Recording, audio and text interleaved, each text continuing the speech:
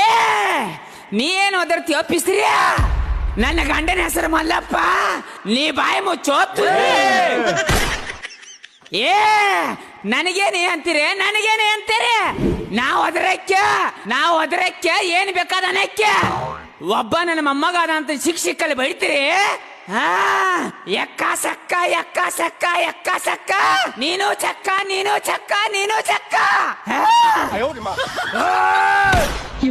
ನಿನ್ನ ಮೊಮ್ಮಕ್ಕ ನನ್ನ ಮೊಮ್ಮಗಂಡು ಕೊಡಂಗಿಲ್ಲ.